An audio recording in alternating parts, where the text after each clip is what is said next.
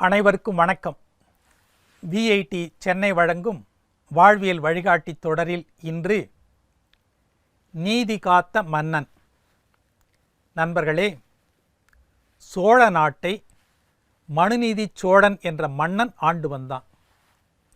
நீதி வழுவாது ஆட்சி செய்து வந்த மன்னனை மக்கள் தங்கள் உயிரினும் மேலாக மதித்து வாழ்ந்தனர். மனுநீதி சோழனுக்கு வெகுகாலம் குழந்தை இல்லாமல் இருந்தது. இறைவன் அருளால் அழகே உருவான ஒரு மகன் பிறந்தான். வீதி விடங்கன் என்று பெயரிட்டு அதிக பாசத்தோடு வளர்த்து வந்தான் மன்னன். நீதி தவறாத மன்னன் மனுநீதி சோழன் மக்கள் தன்னை நேரில் காண தடையேதும் இருக்கக்கூடாது என்று எண்ணி அரண்மனை வாயிலில் ஒரு பெரிய மணி, ஆராய்ச்சி மணி என்று சொல்வார்கள், ஒரு பெரிய மணியை கட்டி வைத்தான்.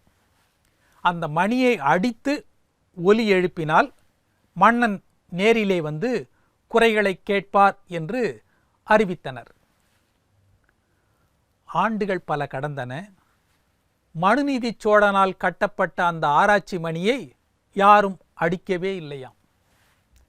மக்கள் எந்த குறையுமின்றி நாட்டில் வாழ்ந்து வந்தனர். காலம் ஒரே மாதிரி செல்லுமா? மன்னனுக்கும் சோதனை வந்தது. ஒரு நாள் மாலை வேளை மன்னன் மகன் வீதி விடங்கன் தேரில் ஏறி நகரை சுற்றி வந்தான். அந்த நேரத்தில் பசுவின் கன்றுக்குட்டி ஒன்றும் தெருவில் துள்ளி குதித்து வந்தது. இளவரசன் அதை கவனிக்காமல் அக்கன்றின் மேல் தேரை ஏற்றிவிட்டான். கன்று இறந்து விட்டது. கன்றின் மரணத்திற்கு காரணமாகிவிட்டோமே என்று செய்வதறியாது திகைத்தான் வீதி விடங்கன். மன்னன் மீதிருந்த அன்பாலும் அவருடைய மகன் வீதி விடங்கன் இந்நாட்டின் ஒரே வாரிசு என்ற எண்ணத்தாலும் யாரும் இச்செய்தியை மன்னனுக்கு சொல்ல விரும்பவில்லை. ஆனால் கன்றை இழந்த தாய்ப்பசு மன்னன் கட்டியிருந்த ஆராய்ச்சி மணியின் கயிற்றை பிடித்து இழுத்து ஒலி எழுப்பியது. அந்த புறத்தில் இருந்த மன்னன் திடுக்கிட்டான். தன் நாட்டில் யாருக்கும் எந்த குறையும் இல்லை என்று இருமாந்திருந்த மன்னனுக்கு இது பேரிடியாக இருந்தது. என்ன நடந்தது என்று கேட்டபோது யாரும் எதுவும் பேசாது நின்றனர். மணி அடித்து அழைத்த அந்த பசுவின் பின்னே நடந்து சென்றான் மன்னன்.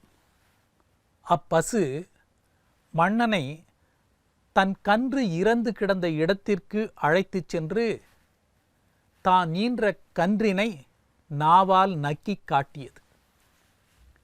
மன்னன் கண் கலங்கினான். கண்கள் சிவக்க மந்திரிமார்களை பார்த்து, இந்த பாவத்தை செய்தவன் யார்? உடனே அவனை என் கண் முன்னாடி கொண்டு வந்து நிறுத்துங்கள் என கட்டளையிட்டான். அனைவரும் அமைதியாயிருந்தனர். நீங்கள் கூறாவிட்டால் நீதி தவறிய மன்னன் என்ற வகையில் என் உயிரை நான் மாய்த்து கொள்வேன் என்று கூறிய மன்னனை தடுத்து நடந்தவற்றை கூறி தானே குற்றவாளி என மன்னன் முன் தலைகுனிந்து நின்றான் வீதி விடங்கன். நீதி தவறாத மன்னன், உடனே தேரை பூட்டுங்கள், அந்த கன்று நின்ற இடத்தில் வீதி விடங்கனை நிறுத்துங்கள், அவன் மீது தேரை ஏற்றி கொல்லுங்கள், தவறு செய்தவன் தண்டனை அனுபவித்தே ஆக வேண்டும் என்று சேவகர்களுக்கு கட்டளையிட்டான்.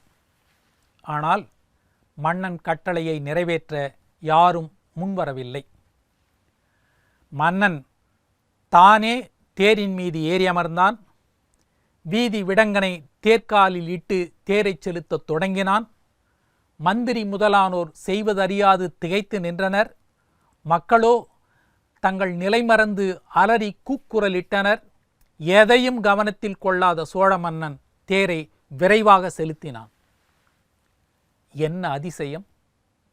தேர் வீதி விடங்கனின் அருகே வந்து நின்றுவிட்டது. அங்கே கண்ணீர் சோர நின்றிருந்த பசுவும் இரத்த வெள்ளத்தில் இறந்து கிடந்த கன்றும் மாயமாய் மறைந்தன. அனைவரும் திகைத்து நின்றனர். அப்போது விண்ணிலிருந்து ஒரு அசரீரியின் குரல் கேட்டது. சோழ மன்னா, தேவேந்திரன் சபையில் உனது நீதியின் சிறப்பை பற்றி சர்ச்சை எழுந்தது. உன் நீதியின் சிறப்பை அறியவே தேவேந்திரனாகிய நானும் யமதர்மனும் பசுவாகவும் கன்றாகவும் வந்தோம். உன் நேர்மையையும் நீதி வழுவா தன்மையையும் கண்டு மகிழ்ந்தோம். பல்லாண்டு புகழோடு நீ வாழ்வாயாக என்று வாழ்த்தி மறைந்தது. மன்னன் மனம் மகிழ்ந்து தன் மகனை அணைத்து உச்சி முகர்ந்தான். ஆம், அன்றும் இன்றும் என்றும் நீதிக்கு இலக்கணம் மனுநீதி சோழன்தான். ஆகவேதான் சென்னை உயர்நீதிமன்ற வளாகத்தில் மனுநீதி சோழனின் சிலை இன்றும் நமக்கு காட்சியளிக்கிறது. மீண்டும் நாளை சந்திப்போம்.